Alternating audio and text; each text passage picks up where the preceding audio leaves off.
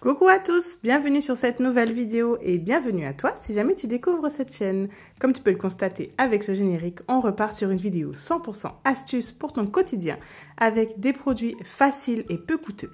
Tu peux me suivre également sur Instagram où tu trouveras donc bons plans, astuces et vie familiale en avant-première. Pour l'astuce numéro 1, nous allons créer un anti-mite. C'est la période hivernale, on sait très bien la poussière s'incruste et il y a du mal à se déloger. Donc c'est pour cela qu'on va faire cette petite composition. Vous allez voir, c'est très simple. Moi, j'ai pris du romarin du jardin. Néanmoins, si vous n'en avez pas, vous pouvez tout simplement aller au supermarché. Vous le trouverez dans les herbes aromatiques au rayon frais. On vient ensuite l'enrouler dans l'aluminium, vraiment on l'enferme en totalité, que ce soit sur les côtés, peu importe. Si jamais vous ne voulez pas procéder de cette façon, vous pouvez également enlever toutes les épines et le mettre dans un petit sachet en tulle. Ça fera aussi très bien l'affaire, ou bien encore, système D, dans un masque. Ensuite, nous venons réaliser des petits trous à l'aide d'une fourchette ou des cure-dents comme bon vous semble, et on va venir l'intégrer dans notre armoire, dans notre commode, qui malheureusement est un lieu apprécié des mites, car la poussière vient s'y loger facilement. Nous allons passer maintenant à l'astuce numéro 2. Nous sommes dans le setup de mon mari, et il a une superbe chaise, néanmoins elle est en cuir, donc il faut en prendre soin. Cuir ou simili-cuir, ça sera exactement la même chose. On va éviter tout ce qui est produit abrasif, on va éviter de venir mettre de l'eau aussi. Ce petit conseil, il sort d'une expérience car avant je travaillais en maroquinerie et nous nettoyions en fait nos sacs tout simplement avec du lait de toilette de bébé. Je vous assure que vous allez gagner en nettoyage, en protection et en brillance. Le résultat, il est plutôt bien. Ça n'a pas d'aspect gras, je vous assure, ça va venir sécher et vous n'aurez aucune trace. Je ne vous ai pas précisé, néanmoins, je pense que vous avez compris à travers la vidéo.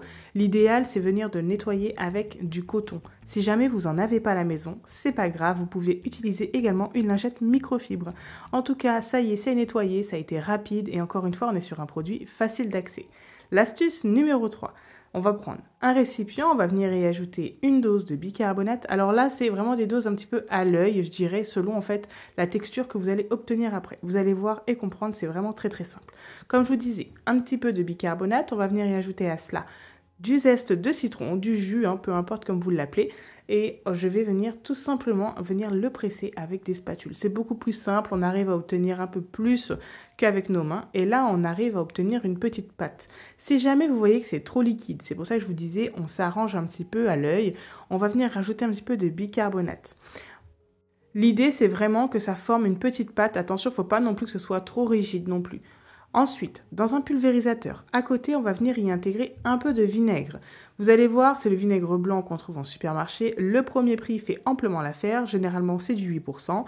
Et vous allez voir que cette étape, elle se fera en seconde partie. C'est vraiment très très simple, on va venir l'utiliser pour nos toilettes, car malheureusement, on a beau les nettoyer, il arrive parfois que l'odeur d'urine est récurrente et on ne sait pas comment s'en débarrasser.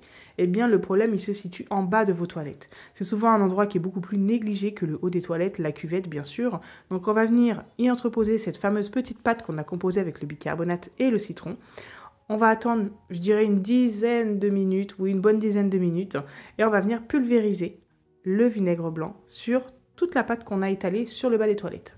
Attention, on laisse agir, c'est-à-dire que tant que ça mousse, on ne nettoie pas. On laisse agir, vraiment, vous allez comprendre la finalité parce que ça va venir encore une fois durcir, la texture va changer et c'est à ce moment-là que vous allez pouvoir venir nettoyer avec une lingette microfibre à l'eau claire. L'astuce numéro 4 va se rejoindre concernant les mauvaises odeurs étant donné que nous allons réaliser un diffuseur d'odeur, c'est-à-dire un petit parfum, une petite senteur, quelque chose qui sent bon et qui purifie entre guillemets notre maison. On va venir y ajouter donc 500 ml d'eau. À cela, moi j'ai pris 4 branches de romarin, mais vous mettez vraiment quand bon vous semble, peu importe. Je vous assure qu'il n'y a pas vraiment de dosage parfait. À cela, j'y ajoute un citron. Donc que ce soit citron jaune ou citron vert, c'est la même chose. On veut juste un petit peu d'acidité. Une fois que tout a infusé une dizaine de minutes, vous allez voir que la couleur de l'eau va changer. Vous prenez un récipient, donc soit un ancien diffuseur, soit une ancienne bouteille de parfum, un flacon, bref, vous avez compris, n'importe quoi qui peut recueillir ce petit mélange. On va venir donc l'insérer et y ajouter des petits bâtons. Au milieu de ces petits bâtons, je viens mettre une petite branche de romarin, histoire que, encore une fois, ça sente un petit peu. Le romarin, il a pour but d'éloigner les insectes, de purifier selon certaines cultures et traditions les maisons Et également, il vient désodoriser. Donc on est vraiment sur un petit combo parfait et ça rend super bien. L'astuce numéro 5, on part sur des nettoyages de bijoux. Et oui, c'est quelque chose qui est souvent porté mais qui n'est pas souvent nettoyé. Vous devez remarquer lorsque vous utilisez vos bijoux, que ce soit de l'or, de l'argent ou même du plaqué, peu importe, on a quand même une petite pâte qui se forme entre notre oreille et notre bijou. Donc il est vraiment important de les nettoyer. Donc moi j'utilise que de l'or.